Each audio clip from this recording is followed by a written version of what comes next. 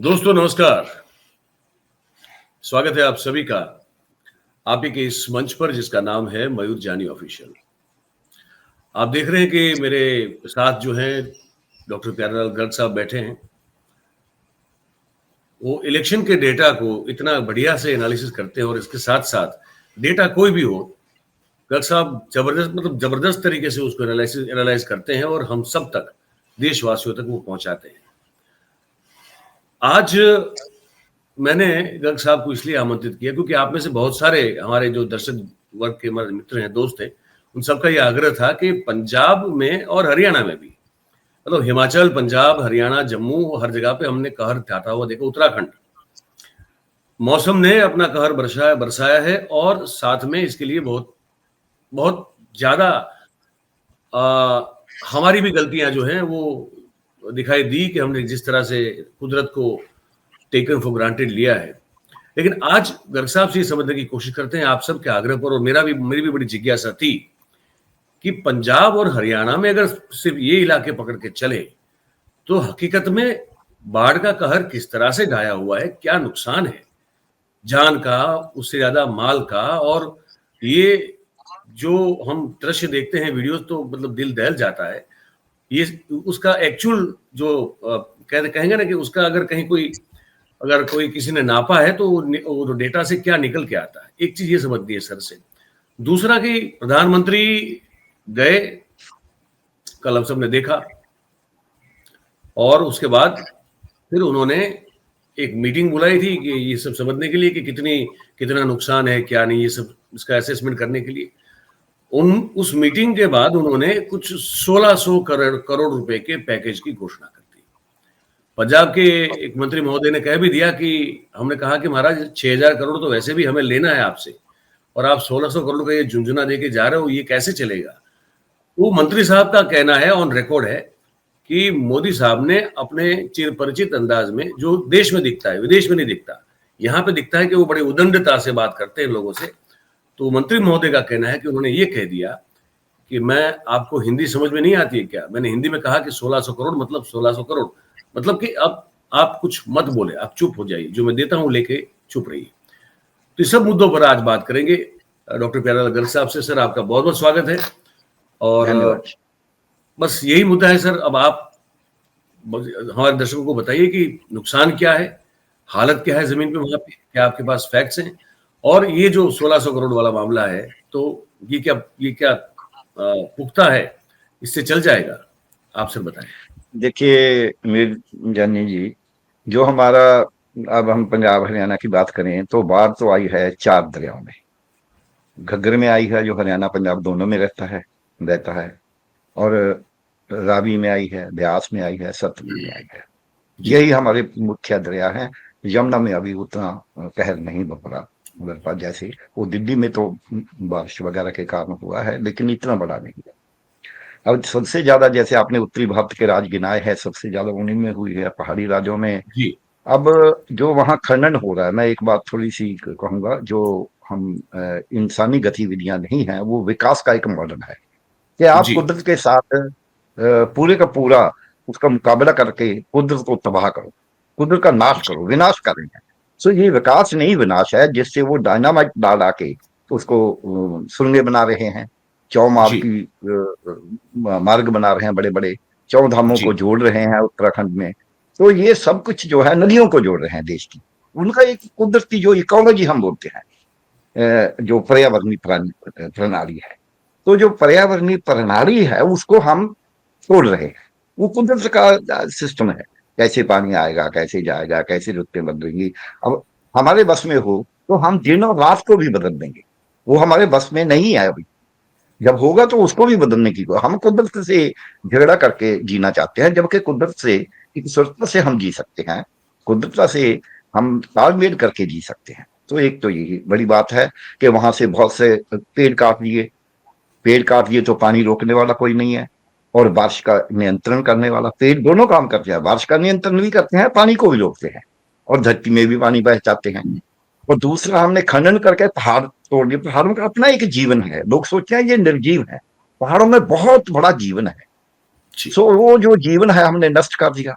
ये तलछटी पहाड़ बोलते हैं हमने, ये स्ट्रेटिफाइड रॉक है जो हिमालय पर्वत है, क्योंकि ये समुद्र से निकला है, सागर से निकला है। जी। यहाँ सागर होता था किसी जमाने में। तो अच्छा। इसका अगर ये आप नीचे से उसको डायनामाइट लगाएंगे तो ऊपर तक वो फट जाता है, मतलब वो कमजोर हो जाता है, उसमें बिल्कुल। दरार पड़ जाती है। तो उसके कारण वो जब थोड़ी बारिश आई, पानी बीच में गया, थोड़ा फैला, तो वो गिर जाता है। इसीलिए पूरे हिमाचल के रास्ते, उत्तराखंड के रास्ते बंद हो रहे हैं, वहां कितनी क्षति हो रही है, इमारतें ऐसे कागज की तरह गिर रही हैं, उनके मार्ग खराब हो रहे हैं, तो सब कुछ हो रहा है। तो अब जब हम इसको देखते हैं पंजाब के बारे में, पंजाब में भले ही सरकार ने तो 23 के 23 जिले हैं पंजाब में, सभी को बाढ़ग्रस्त घोषित किया है। और उसका कारण ये है कि जब तक वो बाढ़ग्रस्त घोषित नहीं किए जाते, तो जिसमें नुकसान कुछ बहुत कम हुआ है उसमें हम पैसा नहीं दे सकते। जी। तो ये बाढ़ का जो पैसा, जैसे आप 1600 करोड़ की बात करते हैं, उसमें शर्तें लगी होती हैं। The money comes with strings. इस पे ऐसा नहीं है, जकड़ होती है, उसमें बेड़ियां लगी होती हैं। जैसे जी। जी। हमारे आए थे ना अमेरिका से लोग, वो बेड़ियां डाली हुई थी, भेज तो यहाँ दिए लेकिन बेड़ी तो डाली हुई थी, ये बेड़ियां डाली हुई हैं। अब मैं बता रहा हूँ क्या क्या नुकसान। पंजाब में करीब 2664 2000 से ऊपर गांव प्रभावित हुए हैं, हद से पूरा पानी बह गया, उसमें पूरे भर गए गांव।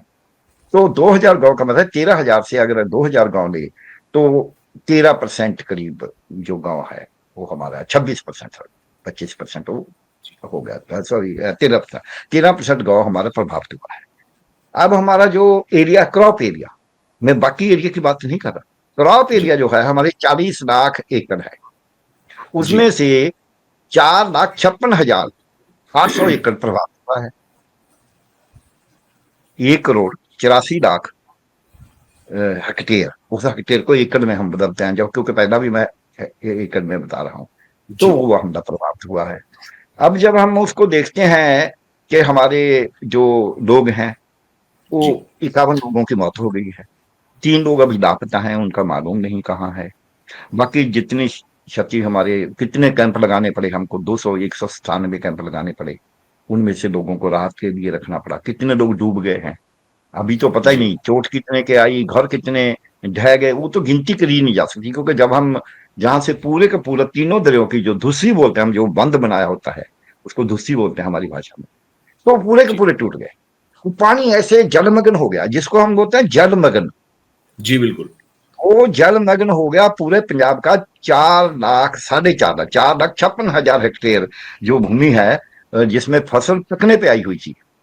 जोडा तो जो पैडी हम बोलते हैं, पैडी को तो काटने वाली थी, तो जो है कपास वो खिलने वाली थी, वो पिक करने का समय आ रहा था। और जो जी। शुगर केन है, गन्ना, गन्ना थोड़ी देर में 1 महीने में आना था। और जो हमारी बासमती है वो भी पकी हुई थी। हमारे झोना और जो पैडी और बासमती है बड़ी फसल है। जी। इस 4,56,000 में से ज्यादा नहीं तो 4,25 लाख में ये झोना और पैडी है। कपास और जो शुगर केन है, गन्ना है, वो तो बहुत थोड़ा कम एरिया में है। गन्ना तो बिल्कुल ही कम एरिया में है। अब जब मैं ये इनका जो नॉर्म भी है, जो 15-16 में तय किया फाइनेंस कमीशन ने, वित्त कमीशन ने, वो है कि हम जो ये फसल 6 महीने के बाद होती है, जो खरीफ और रबी होती है, तो उसमें हम 6 महीने वाली बाद वाली फसल में 13,500 रुपया पर हेक्टेयर देंगे रिलीफ का, बाकी अपना खर्चा करो। तो जो है फसल एनुअल साल में होती है, गन्ना साल में होता है, उसमें 18,500 देंगे। लेकिन अब हम यही मान लें कि 13,500 वाला ही मान लें, तब भी ये 2500 करोड़ बनता है इनके नॉर्म से भी, जो इन्होंने देना है केवल फसल के लिए। मोदी जी केवल। क्या देके गए? केवल फसल के लिए मोदी जी देके गए 1,600 करोड़, आगे दिया है, मैं उस पर बाद में आता हूं। हम्म। दूसरा, उसमें यह है कि पशु क्षतिग्रस्त हो गए, तो उसके लिए भी इन्होंने नॉर्म दिया हुआ है कि 30,000 रुपया एक भैंस के लिए देना है, 3,000 बकरी के लिए देना है, और ये जो है 16,000 ऊँट के लिए देना है। पौनी टट्टू वगैरह जो टांगा वगैरह चलाते हैं, जो काम करते हैं, उनका जो खराब हो जाता है, तो कहाँ दिया है ये बता दें इसको। अभी तो कितने आपने देखा होगा, भैंसे बह बह के पाकिस्तान में चली गई, वो तो सर पूरा बिल्कुल, वो दृश्य जनमत है। देखा मैंने। देखा है मैंने वो दृश्य। कितने हाँ ही, हाँ, कितने आप इसमें विजुअल हमने नहीं लगाए हुए, विजुअल दिखा सकते थे कि कैसे भैंसे जा रही हैं, कितने लोग भैंसे मर रही हैं, तो उनका तो हिसाब अभी लगाया ही नहीं है। कितने घर ढह गए, लोगों के तो घर पूरे पूरे पानी में बह गए, उसका तो हिसाब लगाया ही नहीं है अभी। उसके लिए पैसा है। जब हम गिनते हैं कि कितने स्कूल खराब हो गए, उसके लिए पैसा है। कितनी सड़कें टूट गई, उसके लिए पैसा है। एक बड़ा बंद था हमारा, जो आज से 200 पौने 200 साल पहले बना था, 1857 के। उस जी बंद में जो है माधोपुर हेड वर्क्स है, रावी पे बना हुआ है, वो पूरे का पूरा बह गया। अब उसमें तो बहुत पैसा खर्च होगा। तो इसलिए वो है भी सरकार की जिम्मेवारी, क्योंकि वो बंद अंतर्राज्यीय बंद है बेसिकली। पानी उसका राजस्थान में जाता है उस बंद से, और उस अच्छा। बंद से मोर देन 50%, 50% से ज्यादा पानी राजस्थान को जा रहा है।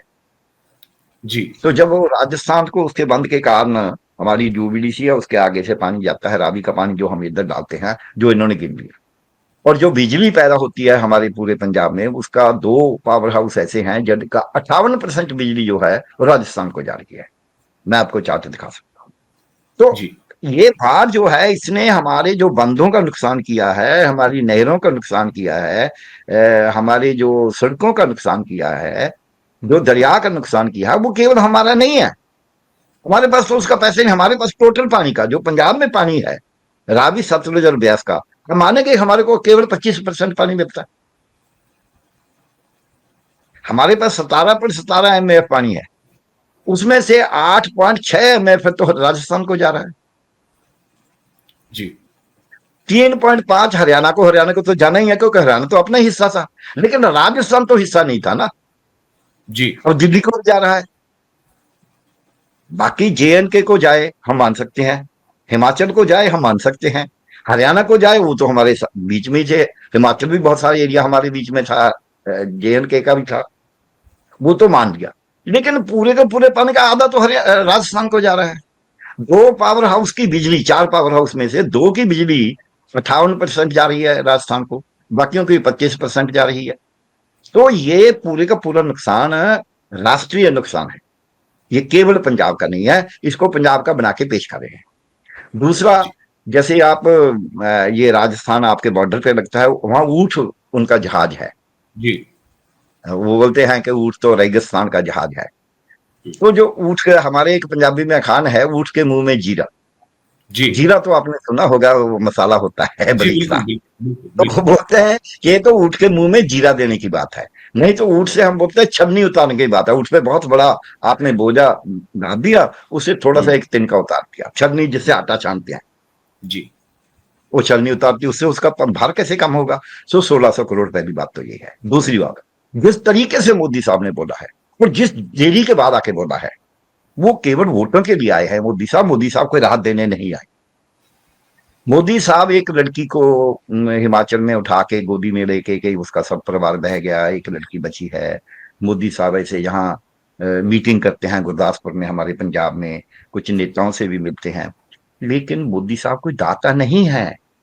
ये राष्ट्रीय पैसा पैसा है, वो उसके प्रबंधक हैं। और प्रबंधक को हमारे पास, ये तो मोदी साहब तो ऐसे करते हैं ना जैसे हमें खराब दे रहे हैं, अपने भले ही हमें अपने जेब तनख्वाह से दे मिले। रहे हो, जैसे अपनी जेब से दे रहे हो हाँ, ऐसे। यस। तो हमारे पास मैं PGI में रहा हूँ, मेडिकल कॉलेज के हॉस्पिटल में बड़े में रहा हूँ। जब हमारे पास पेशेंट आता था, जब जैसे कोई एक्सीडेंट हो गया, वो तो बहुत घबराए होते थे लोग। तो हम उनको सबको इलाज भी करते थे, सांत्वना भी देते थे, भाई परवाह ना मानो, देखिए हम पूरा इलाज करेंगे, चिंता मत कीजिए। कोई ऊंचा नीचा भी बोलता था तो हम उसको कुछ नहीं कहते थे, क्योंकि बेचारा दुखी है। यहां तो किसी ने ऊंचा नीचा भी नहीं बोला। मोदी साहब तो हंकार से अगर वहां मैं हॉस्पिटल में बोलो, देखिए मैंने बोल दिया मैं इलाज कर रहा हूं, अब चुप। इसका क्या मतलब है? क्या मैं उनका मालिक हूं? मैं हॉस्पिटल में कर्मचारी हूं, बड़े ही जितना मर्जी पड़ा हुआ मैं, मेरे को उसका पगार मिलता है, और मेरी ड्यूटी है तमीज से बात करने की, बातचीत आराम से करने की। सो प्रधानमंत्री जी तो और निम्र होने चाहिए। प्रधानमंत्री जी को तो कहना चाहिए, देखिए मैंने बता दिया है, 1600 करोड़ हम दे रहे हैं, और जरूरत होगी और भी देंगे। अभी एक किस्त तो दे दो। अभी अगर आप सवाल करते जाएंगे तो मैं जो राहत कार्यों के लिए और काम करना है वो नहीं कर पाऊंगा। फिर करना तो करो सवाल, आप फैसला करो कि आपने पंजाब के लिए, हरियाणा के लिए, हिमाचल के लिए जे लिए जो मैं ग्रांट देने की कोशिश कर रहा हूँ, जितना भी हमसे कम से कम पैसा है, मेरे को मालूम है ये सफिशिएंट नहीं है, ये बहुत कम है, लेकिन अभी हम पहली किस्त दे रहे हैं, है सर क्रेता। एक सवाल है मुझे, क्योंकि आपने पिछले इतने सारे दशकों में बहुत सारा कुछ आपका अनुभव है। मैं सर कभी भी, मैं आज तक इस बात को नहीं समझ पाया हूँ। अगर मेरी बुद्धि में कोई कमी हो तो मैं इसको ठीक करना चाहता हूँ।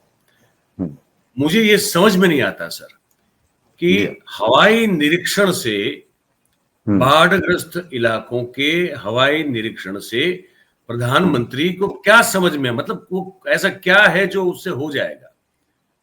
नहीं हाँ, ये देखिए, बात बात तो आपने, उससे खींचना और हाँ, पड़ेगा, लेकिन उससे होता क्या है? मतलब उनको हवाई निरीक्षण करके क्या समझने को मिलता है? क्या ऐसी नई जानकारी मिलती है? और उस जानकारी का फिर वो करते क्या होंगे? मैं ये समझ नहीं पा रहा हूँ हाँ, सर। देखिए एक तो आजकल एआई से हम सब कुछ देख सकते हैं, जैसे हमें एआई से रास्ता भी तो पता चल जाता है ना, ड्रोन कहाँ से आप देख ब्लॉक लीजिए। हुआ है। सुनिए, कहाँ ब्लॉक है, तो आपको आने की जरूरत ही नहीं है, ये ड्रामा हो सकता है। आप तो वहीं से देख सकते हैं, आपके पास तो पूरी टेक्नोलॉजी है, पूरी पिक्चर आ जाएगी। हम ऑपरेशन थिएटर में ऑपरेशन करते हैं, लोगों को वीडियो से बाहर दिखा रहे होते हैं, वहां एक बस फिट गया होता है। तो उस रूप में तो सब कुछ हो जाए। लोकसभा की कार्यवाही हमारे पास आती ही है।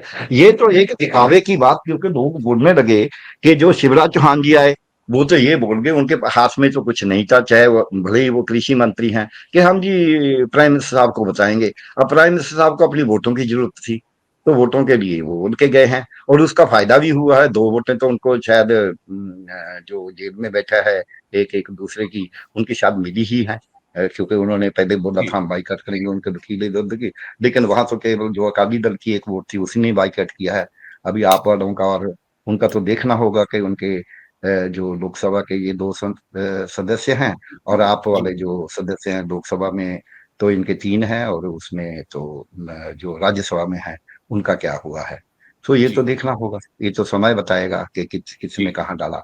लेकिन मोदी जी शायद मेरे हिसाब से ऐसा बात करने आए थे कि उनको एक राहत मिल जाए, कि वो वोट डालेंगे तो लोग ये नहीं बोलेंगे कि मोदी साहब ने तो आपको पूछा नहीं, आपने उनको वोट डाल दिया। सो जी, इसलिए मेरे हिसाब से ये पॉलिटिकल विजट थी, ये राहत के लिए काम थी, क्योंकि राहत के भी होती तो नरमी से बोलते, निम्र रहते। प्राइम मिनिस्टर हैं, हम उनका आदर करते हैं, सम्मान करते हैं, हमारे देश के प्राइम मिनिस्टर हैं, लेकिन उनको निम्र होना चाहिए, जितना निम्र होना होता है। जैसे जिस पेड़ पे आम लगे होते हैं वो उतना ही झुकता है, जिस बेरी पे बेर होते हैं वो उतनी ज्यादा झुकती है। जिसपे जो बड़ा हुआ तो क्या हुआ, जैसे पेड़ खजूर, खजूर ऊपर जी, ऊपर जाता रहता है, पक्षी को छाया नहीं, फल आगे अत दूर, पंछी को छाया नहीं, फल आगे अत दूर, तो किसी को छाया भी नहीं मिलती। तो कहते हैं what is the life to live like an oak tree for 100 years, the lily of a day is better than May. वो एक दिन का जो फूल है लिली का, वो ज्यादा अच्छा लगता है इसकी बजाय के ओक ट्री के तरह सिमल का रुख हम बोलते हैं, सिमल रुख सरायरा अत धीर गत, अतः लंबा होता है, लेकिन ना ही तो फल मिलता है, फल कड़वे होते हैं, बकबके होते हैं, तो ऐसा है। सो इसलिए मेरे को ऐसा लगता है कि मोदी साहब ने वो जो था सिंबल का रुख बनने की कोशिश की है, लिली का फूल फूल बनने की कोशिश नहीं की। भले ही इनका चुनाव निशान जो है वो गुलाब का फूल है, तो कमल का फूल है। सो कमल का फूल होने के बावजूद इन्होंने लिली का फूल नहीं बने। लिली और कमल एक जैसे ही रहते हैं, वो बने तो केवल सिंबल का रुख है, जो ओक ट्री होता है। सो इसमें ये एक लाइन ये मैं जो बोल आपके के, वहाँ के, ये जो आपके मंत्री हाँ हैं सर, इनका जी, नाम हरिंदर, मेरे ख्याल से हरिंदर सिंह साहब है ये आपके। इन्होंने जो कहा है इस मीटिंग के बाद, ये भी सुनाई दे हम दर्शकों को कि क्या कहा है हाँ ना सर? हाँ हाँ हाँ। ये सुन। आज मोदी देखिए, जी आए, जो पहले तो हमारे पंजाब के 6 मंत्री महीने हैं बाद उनको याद मिस्टर, आई पंजाब की, हम उनका धन्यवाद करते हैं कि वो पंजाब आए, लेकिन पंजाब का अपमान करने कर कर चले गए, वो बहुत दुख की बात है। मैंने उनको बोला, सारा बताने के बाद CS चीफ सेक्रेटरी साहब ने जब पूरा डिटेल बताई कि हज़ारों करोड़ का नुकसान हो गया, पंजाब की रोडें टूट गई, पंजाब के लोगों की ज़मीनें टूट गई, पंजाब के लोगों के घर टूट गए, सारा सुनने के बाद वो कह रहे मैं 1600 करोड़ दे के जा रहा हूँ। तो 1600 करोड़ एक पंजाब का मान करने के बराबर है। तो मैंने फिर खड़ा होकर बोला, मैं कहा सर एक बेनती करना चाहता हूँ। कहते बोलिए। मैं कहा सर 1600 करोड़ रुपया कम है, आप हमारा 60,000 करोड़ रुपये दे के जाइए, उसमें से कुछ दे के जाइए, लेकिन 1600 करोड़ जो आप दे के जा रहे हो बहुत कम है। कहते आपको हिंदी में समझा, बोला सुना आपने, बोला आपको सुना नहीं है क्या? तो ये तो एक अपमान करने वाली बात थी। 1600 करोड़ क्या होगा, हजारों करोड़ का नुकसान हो तो वहाँ 1600 करोड़। तो ये पंजाब का अपमान करके गए हैं मोदी जी, पंजाब की हेल्प नहीं करके। जी सर। देखिए, ये हमारे कृषि मंत्री जो हैं ना, ये इन बातों की सब ये बातें जो करते हैं, मैं ये मानता हूँ। इनको बोलते हैं जी हमने लिखा, इन्होंने चिट्ठी लिखी थी वो 60,000 करोड़ की, कि हमारा जी ऐसे जीएसटी का 47,000 करोड़ है, 5,000 करोड़ हमारा वो है, दूसरा है 8,000 करोड़ हमारा आरडीएफ का है। तो उसका जी 57,000 कुछ करोड़ बनता था, उसको राउंड फिगर करके, गोल्ड फिगर करके, पूरी फिगर करके उन्होंने 60,000 करोड़ का लिखा था। जी मुख्यमंत्री ने ये चिट्ठा लेटर लिखा था। जी तो जी लेटर तो मेरे को लिखते आप जानते हैं, लेकिन ये जो मंत्री हैं ये फिर भी आशा के निराशा के अगेंस्ट आशा रखते हैं। एक तो जी इन्होंने अपना देखना, दूसरा जो इनको मालूम होना चाहिए था कि प्रधानमंत्री क्या बोलेंगे। जी प्रधानमंत्री पंजाब में कभी भी आके सीधी बात नहीं करते। जब कांग्रेस की सरकार थी, इनको तो तजर्बा था, इनका एरिया था जहां वो बोल के गए थे कि अपने जी मुख्यमंत्री को बोल देना मैं अपनी जान बचा के जा रहा हूं। जी जी जबकि उनको किसी ने कुछ कहा ही नहीं है, उनके बीजेपी वाले रोके थे, जो बीजेपी वाले लोगों ने उनको पुल पे रोका है। पुल पे अपनी मर्जी से गए हैं, वो अपनी इच्छा से गए हैं, उनके एसपीजी गार्ड साथ में थे। और वो जो उनके बीजेपी वाले थे वो भी हिमाचल से आए थे, और उनसे वो झंडे ले रहे थे, उनसे गले मिलने वाली तरह की बात कर रहे हैं, बिल्कुल साथ में, इतना नजदीक। प्रधानमंत्री किसी के जाने नहीं थे एसपीजी वाले, लेकिन वहां तो अलाउ किया क्योंकि वो बीजेपी के लोग थे। तो लेकिन जाते जाते वो जब एरोड्रम से लेना था, प्लेन उड़ना था, प्लेन में बैठना था, तब उन्होंने बोल दिया कि आपने मुख्यमंत्री को बोल देना कि मैं तो जान बचा के जा रहा हूँ। इसी तरह अभी वो मुख्यमंत्री के लिए ऐसा बोल सकते हैं, तो ये एक मंत्री है, ये मंत्री को ये तो इतना तो मालूम होना चाहिए था कि ये तो हमें ऐसी बात ही करेंगे। तो जी इनका जो कहना था कि हमें मदद और दीजिए, इनको कहना चाहिए था कि नुकसान इतना हुआ बस। हम्म। ये अच्छा मदद मांगना जो है, ये मांगने के उन्होंने जवाब दे दिया कि आपको हिंदी नहीं समझ आती। अच्छा, आगे ये बोल नहीं पाए, ये बोलते हाँ जी मेरे को समझ नहीं आती, मेरे को तो पंजाबी समझ आती है। क्यों नहीं बोल रहे? हम्म बोल देते ना कि जी मेरे को पंजाबी समझ आती है, क्योंकि मैं हिंदी में इसलिए बात कर रहा हूँ थोड़ी बहुत, क्योंकि आपको पंजाबी समझ नहीं आती, मैं तो फिर भी थोड़ी बहुत समझ लेता जी बिल्कुल। हूँ। बोलो ना, आपकी भाषा पे भी उसने हमला किया है, तो आप तो चुप है। बाद में आप कहानी बना रहे हैं, आप बयान दे रहे हैं, क्योंकि बयानबाजी तो आपको करनी होगी। मैं भाषा पे एक एक लाइन की बात बताऊंगा अपना, मयूर जी, हमारे दर्शकों के लिए। जी अपनी भाषा एक आंख होती है। जब आपके सिंबल पे कोई हमला करता है, कोई भी हो, यहाँ पीजीआई में था मैं, वहां एक अंग्रेज आया हुआ था, विजिटिंग प्रोफेसर। तो बात करते रहे, जो हम टेक्निकली बताएं कि हमने पहले किया है, बोले नहीं नहीं नहीं, ये तो हमने बहुत देर पहले कर लिया था। वो हमें तो नीचे लगाना था उसने। एक जगह पे मैंने ऐसा पूछा उससे, सवाल कहा कि आपने ये कितने ऑपरेशन किए हैं, मेरे को मालूम था ये कितने का करते हैं। तो ऐसे सिर खुरकने लग गया। एक्चुअली एक्चुअली जब 4 दफा एक्चुअली बोले, इसका मतलब इसके बाद जवाब नहीं है। हम्म एक्चुअली हम 10-11 ऑपरेशन साल में करते हैं। मैंने बोला मेरा रेजिडेंट हफ्ते में 10 कर देता है, 5-7 कर देता है। तो आपका बहुत तजर्बा है। भले ही हम वही किताबें पढ़ते हैं। दूसरा, फिर वो बोलने लगे आपको इंग्लिश थोड़ा आपका ऐसा है, मेरे को समझ कम में आता है। मैंने बोला हाँ, आपके सही बात है, ये तो हमें तो इंग्लिश हमारी मातृभाषा नहीं है, मातृभाषा नहीं नहीं है। It is not my mother tongue, but still I am speaking and you are able to understand with difficulty. It is your mother tongue. You can not even speak my mother tongue, not to talk of understand. That's true.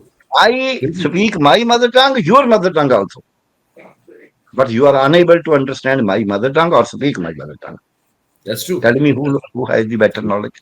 ये हमारा visiting professor था। हम किसी, हमारा जो अतिथि होता है उसमें हम ऐसे बात नहीं करते, लेकिन अगर वो एक सीमा से आगे जाएगा तो फिर वो अतिथि नहीं रहता। बिल्कुल सर। आपकी भाषा पे हमला करते हैं, वो अतिथि नहीं रहती। जब वो अरे सर उन्होंने वो बोला, तो मैं तो मतलब मुझे अब हंसी आ जाती है। अब वो कल नेपाल में जो हुआ है उसको हाँ जी, चलते वो भाई साहब जो हमारे प्रधानमंत्री उन्होंने नेपाली भाषा में भी एक ट्वीट कर दिया है। पता है आपको? हाँ पढ़ा हाँ आपने? हाँ, नेपाली में कर दिया। वो तो अफगानिस्तान के लिए तो ट्वीट कर रहे हैं, देश के लिए, ये पंजाब के लिए कर नहीं रहे थे। ये तो हाँ बहुत लोगों ने दूरबी मारनी शुरू कर दी। और कल आपको मालूम ही है कि कल तो उपराष्ट्रपति का चुनाव था। चुना 2 था। वोट तो पक्का, बाकी तो आप वालों की भी देनी थी, लेकिन 2 वोट तो पक्का ही था लेने के लिए। और वो 2 वोट तो वो तो खालिस्तान और ऐसी बातें करते हैं जब, तो 2 वोट लेने के लिए तो पंजाब में कुछ ना कुछ तो दिखावा करना था ना। मेरे हिसाब से तो ये है, क्योंकि अगर ये ऐसे करना होता तो पहले करते। पानी तो इतना जलमग्न हो गया, इतना हमारा नुकसान हो गया, तब जो करने वाला था वो तब तो किया नहीं, एक शब्द भी नहीं बोला। एक शब्द जो है सिंपथी का भी नहीं बोला, हमारे हमारे साथ दुख भी साझा नहीं किया। तो क्या करेंगे हम? तो इसलिए जो कल हुआ है, और इसमें दूसरी बातें बोलते हैं, बड़ी बड़ी बातें बोलते हैं। ये मेरे पास इनका है, ये चिट्ठी है सरकार की। ये है 2020 में इन्होंने गाइडलाइन निकाल दिया है कि जो हम पैसा देते हैं उसको कैसे यूज करना है। जी। तो इसमें रिलीफ के लिए जो है ये लिखा है केवल 40% यूज किया जा सकता है।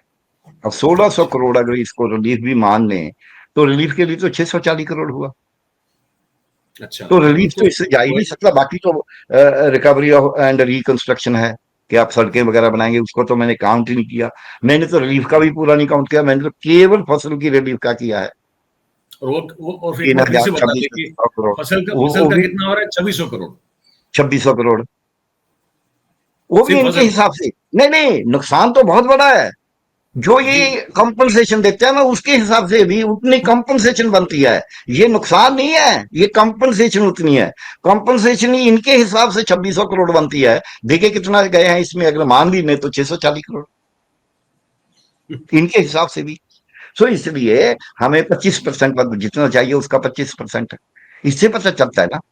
सो इसलिए आपने जो कुछ आप बोल रहे हैं, क्योंकि हमारे जो नेता है, जो नेता बोल भी रहे थे, वो ऐसे हमें जी बहुत कम है, हमारा बहुत नुकसान हो गया जी, हमारा 60,000 करोड़ दो, क्योंकि उन्होंने भगवंत मान की चमची मारनी है। भगवंत मान को दिखाना है कि मैं भी बोल रहा था, अपनी हाजिरी लगवानी है। ये सब हाजिरी लगवाने वाले हैं। तब मुख्यमंत्री जो अचानक से बीमार हो जाते हैं ऐसे ही मौके पे सर। वो वैसे तो घूम रहे थे मुंबई कोई कार्यक्रम हाँ पे, और उसके हाँ बाद अचानक से ऐसे बीमार हो गए कि पता नहीं अब तक दिखे हैं क्या आपके वहां पे? मान साहब हाँ, दिखे कि नहीं दिखे? तो इसलिए हमें ये देखना होगा कि मोदी साहब हमारे लिए क्या क्या करते हैं, क्या क्या नहीं। ये मेरे पास पूरे का पूरा जो है एक चार्ट है। जी। ये चार्ट क्या बताता है कि कब कब कितना कितना पैसा दिया सरकार ने एनडीआरएफ और एसडीआरएफ से। ठीक है, ये जी। पूरा मैं दिखा रहा हूं। ये है 2018-19 से 2022-23 तक, 18-19 से 22-23 तक, 5 साल जी। में ये पंजाब के लिए जो आया है, जितना भी एनडीआरएफ से हमें कोई पैसा नहीं मिला। पहली बात मैं ये बताना चाहता हूं हमारे दर्शकों के लिए कि एनडीआरएफ से हमें कोई पैसा नहीं मिला। ये चार्ट मैंने मार्क किया है, ये पंजाब का नाम मार्क किया है, सभी स्टेट हैं, सबको मिलता है। ये जी। पिछली 4 लाइनें खाली हैं हमारी में, देख लो आप। पंजाब जी। को ये एनडीआरएफ की लाइनें हैं कि एनडीआरएफ से कितना मिला। हमारे नेशनल डिजास्टर रिस्पॉन्ड फंड से एक भी पैसा नहीं मिला इतने सालों में। अच्छा। बाकियों को मिला हुआ है, आपको नजर आ रही है फिगर। तो इस जी। रूप में आप जब देखेंगे तो पंजाब को मिला कितना, जो वो भी केंद्र का 25%, इसमें हमारा भी हिस्सा है। तो कभी 280, कभी 396, कभी 474 करोड़ ऐसे मिला है। जबकि हमारा एरिया, हमारा जो है नुकसान, हमारे फ्लड इफेक्ट काफी है, उसके हिसाब से नहीं मिल रहा। इसी तरह जब मैं पिछला भी देखता हूँ, ये है हमारे पास चार्ट 2015 से 2020 का, ये मैंने मार्क किया हुआ है, आप देख सकते हैं। ये मेरे पास चार्ट है 2011 से 2015 तक का, वो भी आप देख सकते हैं, मैं दिखा सकता हूँ। तो जी। अब हम क्या कहेंगे कि हमें क्या मिल रहा है और क्या नहीं मिल रहा, कौन दे रहा है कौन नहीं दे रहा, ये तो फैसला करना होगा। ये पैसा तो हमारा है ना। जी। अब ये इन्होंने बोला है कि हम 2 लाख रुपया प्रति यूनिट डैमेज स्कूल बिल्डिंग को देंगे। हमारे इसमें के करीब 4,000 स्कूल के क्षतिग्रस्त हो गए। उसके लिए और 2 लाख रुपये तो इसको एक मतलब एक कमरे की छत नहीं डलती। 2 लाख रुपया जी। क्या जी। चीज है? अब ये बोलते हैं कि 2 लाख रुपया हम प्राइमरी हेल्थ सेंटर के लिए देंगे, उसका तो एक कमरे की कुछ नहीं बनता उसका तो। ये हमारा नेशनल सिस्टम है कि हम कितने के बाद वो ये देखते नहीं कि क्षति कितनी हुई, बस जो कि क्षतिग्रस्त हो गया उसको इतना देंगे। 2 लाख रुपया मैं आपको मैं बुस्ट नहीं कर रहा, 1995 की बात है। मेरे गांव में स्कूल था जिसमें मैं पढ़ा था। तो उन्होंने बोला जी यहाँ हमें अगर पैसा दे दें तो हम एक कमरा बनवाना चाहते हैं। तब उस जमाने में हमें तकरीबन करीब 2 लाख के करीब रुपया भेज दिया था। तो फिर उन्होंने बोला जी हम कमरा तो हमें सरकार से पैसा मिल जाएगा, हम 4 दीवारी छोटे स्कूल की बना लें। प्राइमरी जुदा हो गया था। मैंने बोला मैंने तो पैसे भेज दिए, आपने जैसे यूज करने कर लो। और वो भी मैंने डीसी के थ्रू भेजे थे, मैं सीधा नहीं भेजता, सरकार के थ्रू ही भेजता। तो 1996 का 95 का 2 लाख रुपया, ये 2 लाख रुपया स्कूल ठीक करने का नेशनल लेवल पे थे। मतलब इसको हिसाब आप लगा सकते हैं कि कहाँ की बात है, क्या बातें करते हैं। 2 लाख 1.5 लाख, सॉरी 2 लाख नहीं था शायद, 1.25 लाख था। कुछ फिर कम हो गया, उन्होंने बोला जी थोड़ा कम हो गया, मैंने और भेज दिए। अब मैं क्या बोल रहा हूं कि जितना पैसा केंद्र में है वो सरकार लोगों का है, हमारे हिस्सा है। हम एक पीड़ा में है, वो पीड़ा में हमें मदद करनी थी। मदद के जो नॉर्म जिसने भी चाहे किए हैं, मैं उनका वो नहीं करता, लेकिन ये नॉर्म क्या है। पंचायत घर के लिए भी 2 लाख, और ये state highway major district road 1 lakh पर किलोमीटर, 1 लाख रुपए से 1 किलोमीटर के खड्डे में मिट्टी नहीं डाली जा सकती। उसमें वो टार डालना, बजरी डालना छोड़ो, केवल मिट्टी नहीं डाली जा सकती 1 किलोमीटर में। तो सड़क पूरी की पूरी बह गई। 1 लाख में किलोमीटर। इनसे पूछो कि आपका नॉर्म क्या है पीडब्ल्यूडी का। अब जब आप बात करते हैं नॉर्म की, नॉर्म ताजे हैं, इनके नॉर्म है, मैंने थोड़ा बनाया है, इनके हैं, ये मैं दिखा रहा हूं। तो इस रूप से मीर जी हमारे जो दिक्कत आ रही है वो ये आ रही है। ये देख लो, ये 11 से 15, 10 से 15, 2010-11 से 15-16 तक का चार्ट है। इधर ये 15-16 से 20-21 तक का है। पहले मैंने 18 से 22 तक का दिखा दिया आपको। ये ऐसा नहीं है, ये सरकार के फिगर है, ये भारत सरकार के फिगर है, ये पंजाब सरकार के भी नहीं है, भारत सरकार के मैंने लिए हैं। और आज ताजा उतारे हैं, जब आपने मेरे से बात किया तब मैंने उतारे हुए थे। तो इसलिए ये जो है नुकसान तो हमारा मैंने गिनी दिया कितना हुआ है। अब क्या है, अब ये है कि ये नुकसान हुआ क्यों है, इस बात पे हम बात करनी चाहेंगे। ये हुआ है जानबूझ के। क्यों ये कहा जा रहा है, ये सच है क्या? हाँ, जानबूझ के किया गया है? मैं बताता हूं क्यों। अच्छा, देखिए 24 अप्रैल को बीबीएमबी ने, जो हरियाणा ने अपना जो पानी का कोटा था भाखड़ा से, वो उन्होंने 1 अप्रैल तक यूज कर लिया था, 1 मार्च तक ही। तो उसके बाद उन्होंने बोला हमें कि भाई अपने हिस्से का पानी हमें पीने के लिए दे दो जी। तो हम उनको 4000 क्यूसेक पानी दे रहे थे जी। उनका पीने के लिए 1700 क्यूसेक चाहिए हर रोज का, हम 4000 क्यूसेक दे रहे थे। और पीने के लिए नहीं, केवल बीच में मवेशी भी शामिल हैं, सारे हर किस्म का घरेलू जो पानी चाहिए वो 1700 क्यूसेक चाहिए हरियाणा को, उनकी आबादी के हिसाब से। तो हम 4000 दे रहे थे, लेकिन उन्होंने फिर बोला नहीं हमें तो 8500 के 8000 क्यूसेक दो। जब उन्होंने 8000 क्यूसेक मांगा तो बीबीएमबी की मीटिंग हुई, उसमें हमने मना किया कि हम नहीं देंगे अपना हिस्सा, हम पहले ही इतना दे रहे हैं, पीने के लिए वो सफिशिएंट है जी। तो बीबीएमबी ने हमारे विरोध के बावजूद फैसला कर दिया। उसके बाद गृह मंत्रालय ने मीटिंग बुलाई, उनको मालूम हो गया कि हम ऐसा फैसला तो कर नहीं सकते कानून के हिसाब से। उन्होंने बोला अपना फैसला अपने आप करो। 2 मई को बुलाई जी। 5 मई को बीबीएमबी का चेयरमैन मिस्टर मनोज त्रिपाठी वो चला गया, वो केंद्र सरकार नुमाइंदा है, केंद्र सरकार ने अपॉइंट किया है, वो हाई कोर्ट में चला गया, पंजाब हरियाणा हाई कोर्ट में। पंजाब हरियाणा हाई कोर्ट ने 6 या 7 मई को फैसला कर दिया कि नहीं, बीबीएमबी का चेयरमैन जो चाहेगा वही करेगा, उसको रोक नहीं सकते। उसके बाद हमारी सरकार ने उसको फिर भी रोकने का प्रयास किया।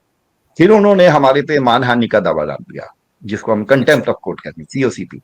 तो 11 तारीख को उसका फैसला हो गया कि जी इन्होंने अपील तो की नहीं, इन्होंने फैसला मान लिया, अब हम इन्हें कहते हैं कि वादा नहीं डालेंगे पानी रिलीज करने में। उसके बाद 21 मई को पुराना सर्कल ही खत्म हो जाता है, नया सर्कल शुरू होता है जी। हमने रिव्यू डाला, वो भी हम हार गए, जो सुप्रीम कोर्ट में डाला वो भी हम हार गए। अब बीबीएमबी का पानी को, हमारे हिस्से का पानी भी धक्के से भी छोड़ सकता है, ये सुप्रीम कोर्ट ने फैसला कर दिया, जबकि ये नाजायज है। किसी का धक्के से किसी की जमीन आपको बोलो दूसरा कब्जा कर सकता है प्रबंधक, तो फिर इससे बड़ी बात तो कोई हो नहीं सकती ना, नाजायज। लेकिन वो फैसला उसके हक में है। तो 21 मई से लेकर, बल्कि 11 मई से लेकर जी 21 अगस्त को पहली दफा पानी पौंग डैम से छोड़ा है इन्होंने 70,000 क्यूसेक। ये बीबीएमबी का मनोज त्रिपाठी खुद ही बोलता है कि अगर पानी पहले ही छोड़ा जाता तो 4 फीट जो तल है पानी का वो नीचा आ जाता डैम में।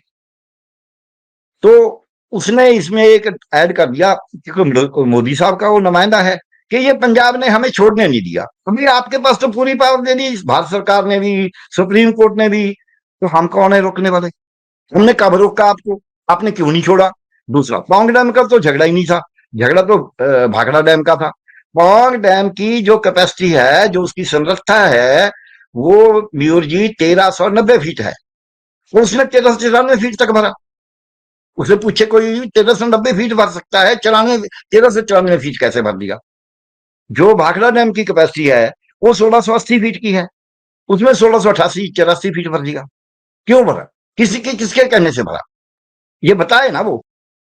हमने तो मांग की है, जहां जहां केंद्रीय सिंह सभा है, पंजाब के लिए बहुत काम करती है, तो उन्होंने मांग की है कि मनोज त्रिपाठी को हटाना चाहिए, उस पर क्रिमिनल केस दर्ज करना चाहिए, फौजदारी केस में अपनी भाषा में बोलते हैं, तो उसको जो है उसकी जायदाद कुर्क करनी चाहिए।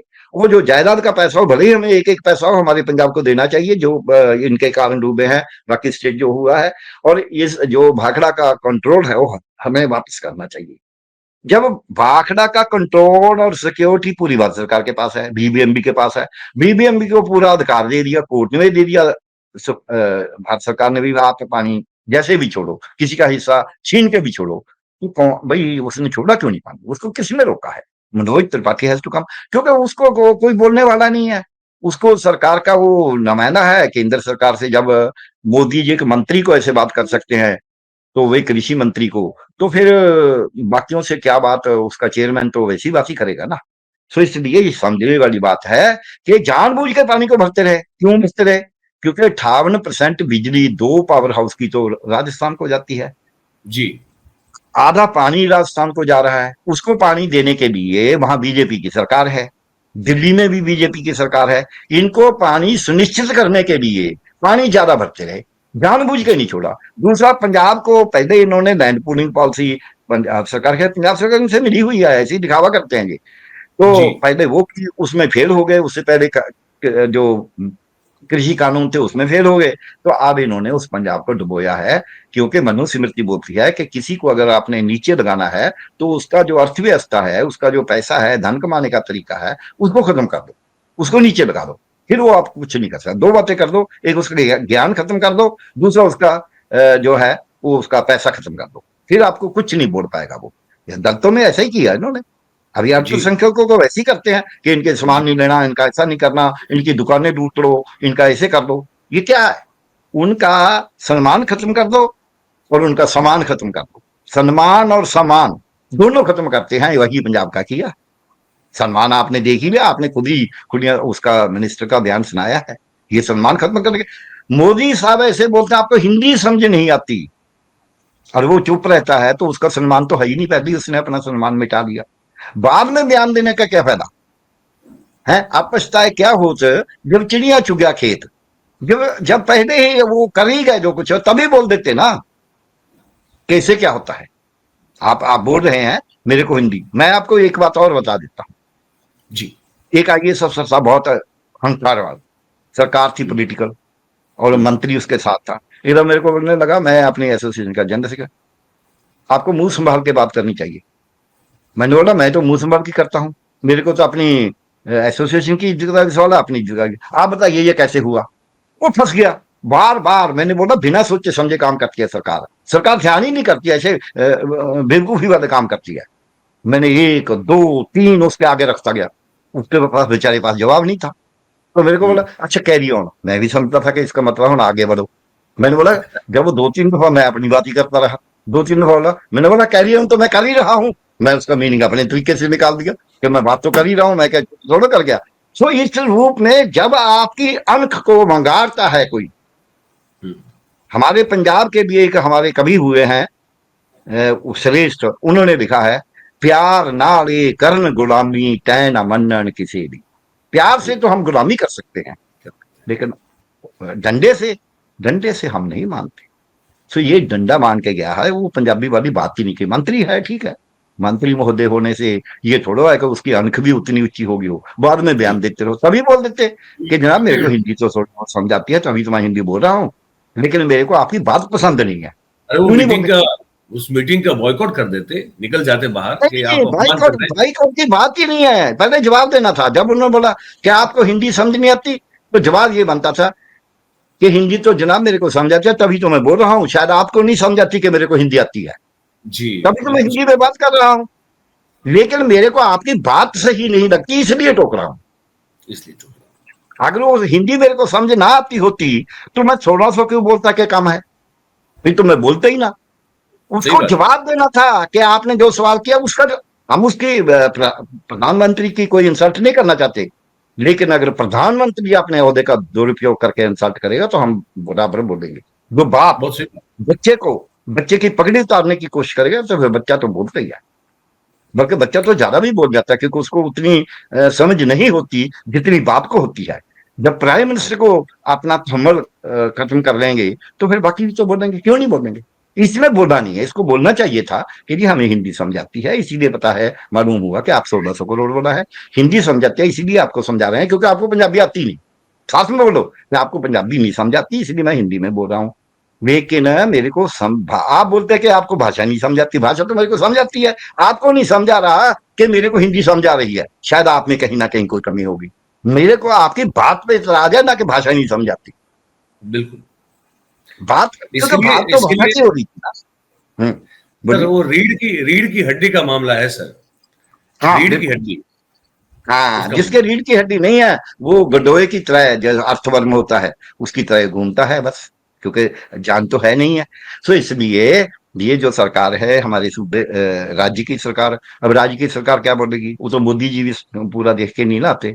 अगर राज्य की सरकार को वो ये बोल देते कि मैं तो 1600 करोड़ अनाउंस कर रहा हूँ ना, हमने तो आपको 31 जुलाई को जो कागजों में लिखा है 240.8 करोड़ भेज दिया था, तो उसमें से चलो रिलीफ कार्यों के लिए 30%, 40% तो था ही ना, तो उसमें से 96 करोड़ तो रिलीफ कार्यों के लिए था। आप तो मंत्री हैं, आप तो उस कमेटी के मेंबर हैं जो रिलीफ दे रही है। आप मेरे को बता दिए कि आपने 96 करोड़ आज तक यूज कर दिया जो हमने भेजा। सही है। बातचीत दलील से करनी है, ना कि बेइज्जती से।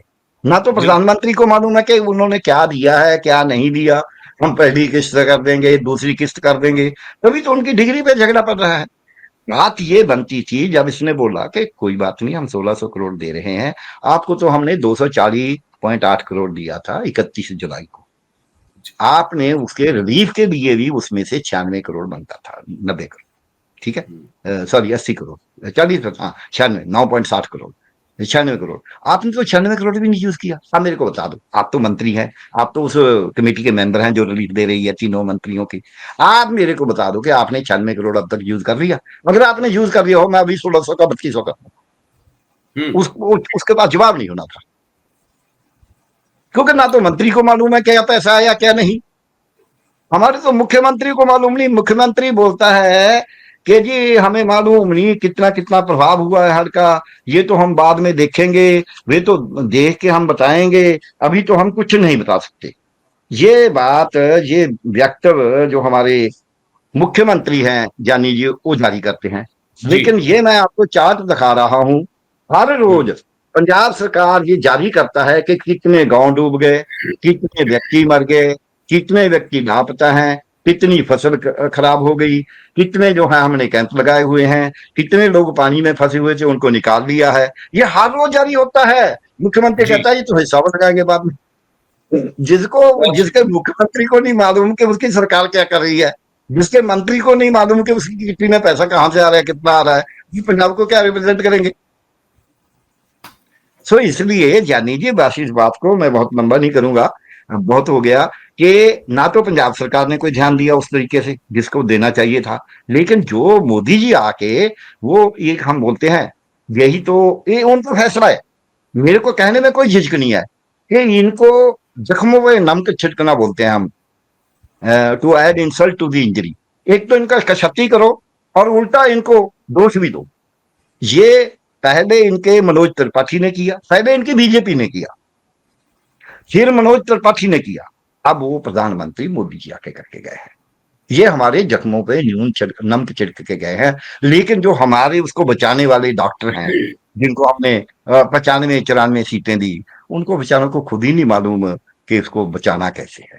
सो दोनों ही दोषी हैं इसमें, लेकिन सब लोग दोष एक दूसरे का निकाल रहे हैं। कांग्रेस वाले आपका निकाल रहे हैं, कांग्रेस वाले का भी, जो बीजेपी है वो आपका निकाल रही है, जो और कांग्रेस वालों का कि पीछे इन्होंने नहीं किया। कांग्रेस वाले एक मंत्री रहे हैं, गृह मंत्री भी रहे हैं, बोलते हैं वो जी उनका जो पाकिस्तान वाला किनारा था रावी का, वो तो उन्होंने ठीक कर लिया, उसको पक्का कर दिया, हमारा कमजोर है। उससे कोई पूछे, और इन्होंने कुछ नहीं किया सरकार ने, उससे पूछे 15 साल तो आप पिछले 30 साल में रहे हैं सरकार में, जी आप 15 साल में तो आप कर नहीं पाए, आप 3 साल में चाहते हैं कि रावी का किनारा पक्का कर दे ये सरकार। कोई सवाल, जो हमारा राजनीतिक नेता है उसको उल्टा सवाल नहीं करते कि आप बता दीजिए आपने क्या किया, और दूसरे को बोलता है इसने ने ये नहीं किया, उसको पूछो आपने क्या किया। जब तक हम कम से कम ये तर्क तो करें ना कि चलो जी ठीक है, हमसे तो गलती हुई, आप बता दो आपने जो किया। ना तो मोदी साहब ने सवाल किया, उन्होंने उनको झाड़ दिया कि आपको हिंदी समझ आती है। ना इसने सवाल किया कि जी हम तो हिंदी समझ आती है, हम तो पैसा आपके ये क्या दे रहे हैं, इससे तो ना भी देते। और ये डरता था, मैं तो होता, मैं कहता ये भी रख लो। मैं आपको एक लास्ट बात बता के करता हूँ। एक दफा मेरे को ना चिल्ड्रन प्रोटेक्शन जो बना है NCPR, नेशनल चाइल्ड प्रोटेक्शन जो है, उन्होंने फोन किया कि आप एक हमने मीटिंग करनी है, जरूर आओ, आप पंजाब से ही आओ, आप बाइयर आ जाओ। मैं बस में चला गया सुबह सुबह, जहाँ से ग्वालियर को बस चलती है, चंडीगढ़ टू ग्वालियर दिल्ली जाती है, वो सुबह 8 बजे दिल्ली पहुंच जाती है करनाल बाईपास पे। तो मैं पहुंच गया, आते हुए वो जब भी मीटिंग खत्म हुई मैंने सोचा कि मैं उसमें जाऊंगा, सॉरी मैथमेटिक्स में मीटिंग थी, शताब्दी में चला जाऊं। जब मैं, वो कहने लगे जी इसका टिकट चाहिए, मैंने बोला टिकट तो मैं तत्काल में बुक कराऊंगा। कहने लगे ये तो मिल नहीं सकता। फिर मैंने बोला फिर रहने दो, मैं नहीं किए लेना। तो उन्होंने मेरे को पैसे भेजे बाद में, मैंने वो वापस कर दिए, मैंने लेना नहीं। आपको ये विश्वास नहीं, आप मेरे को बोलते भाई ये आ जाओ, मैं बस में आ रहा हूँ, आप जब दिल्ली में जो आ रहा है उसको 2000 रुपया दे रहे हैं कि गाड़ी में आया है वो अपनी में। तो आपको मेरे पे विश्वास ही नहीं, मैं क्यों पैसे लूं आपके, मैं कोई भूखा नहीं मरता। इसलिए NCPR ने मेरे को बुलाया, मैं टैक्सी करके चला गया। वो टैक्सी वाला पूरा उसको पहले तो अंदर नहीं टैक्सी को घुसने दिया, उन्होंने मेरे को 600 रुपया देने की कोशिश। मैंने बोला टैक्सी का आप किराया तो गिन लो कितना है, टॉल बीच में पड़े हुए हैं। तो कहने लगे बाद, सॉरी पहले कहने लगे बाद में भेजेंगे पैसे, बाद में 700 रुपया भेज दिया, मैंने वापस कर दिया कि आप ये भी रखो, इतना तो हमारा टॉल ही लग गया, हम अपनी जेब से लगा सकते हैं। अपनी आंख को मेंटेन रखो, वो चल गया जितना आ गया, क्यों जितना आ गया हम क्यों देंगे, हमें छोड़ देना चाहिए, भले ही हम भूखे मरते हों। जो हमें ऐसे फेंक के रोटी देता है हम बोलते अपनी रख, हमें जरूरत नहीं है, हम भूखे रह लेंगे। इज्जत के बगैर, जब तक आप, हमारे गुरु ग्रंथ साहब में लिखा है जे जीवे पत नथी जाए सब हराम जे ताकिच खाए, अगर अपनी पत बहा के पगड़ी उतार के जीना है तो फिर जो खाते हैं आप उसका कोई फायदा नहीं है, हराम है। बहुत सही कहा सर, और बहुत बहुत धन्यवाद। आपने हर चीज को परत दर परत, पंजाब की आज की स्थिति, वहां के पॉलिटिकल पार्टीज की जो उनके माइंडसेट की स्थिति, केंद्र सरकार की जो मनोवृत्ति है पंजाब के प्रति उसकी स्थिति, आपने हर चीज जो है बहुत ही परत दर परत खोल के रख दी है। बहुत बहुत धन्यवाद करेंगे सर आपका, आपने वक्त निकाला with facts and figure. Thank you very much sir, thank you very much, बहुत बहुत धन्यवाद आपका सर। धन्यवाद। तो दोस्तों, डॉक्टर प्यारेलाल गर्ग साहब थे। पंजाब और हरियाणा की, और विशेष रूप से पंजाब की, हमने जो ये हालत हम अभी देख रहे हैं, उसके पीछे के जितने भी कारण, जो भी वजह हैं, वो आप तक हमने पहुंचाई उनके माध्यम से। ये बातचीत में जानकारी बहुत ज्यादा है, मैं चाहूंगा कि आप इसको पूरा देखें। इस वीडियो को आपने देखा, अगर ना हो तो एक बार रिपीट कर ले, समझे चीजों को, और अगर बातचीत आपको अच्छी लगी हो तो इस वीडियो को लाइक करें आप। और ये जानकारी मैं चाहता हूं कि ये जो बातचीत के द्वारा जो हम सबके पास आई है, उनको ज्यादातर लोगों तक पहुंचाने के लिए इस वीडियो की लिंक को आप शेयर हो सके उतना ज्यादा करें। इसकी जो, हाँ, अपने सर्कल में जब भी, अब जहां, मतलब ये बातचीत ज्यादातर लोगों तक पहुंचना जरूरी है, तो ये जरूर करें। और बाकी मंच आपका है, अगर आपने अब तक सब्सक्राइब नहीं किया है भाई तो इसको कर ले, है ना, अपने आसपास के लोगों से भी करवाएं और कमेंट जरूर करें कि ये बातचीत आपको कैसी लगी। आप सबका बहुत बहुत धन्यवाद करेंगे हमारे साथ इस कार्यक्रम में जुड़ने के लिए। Thank you very much. नमस्कार।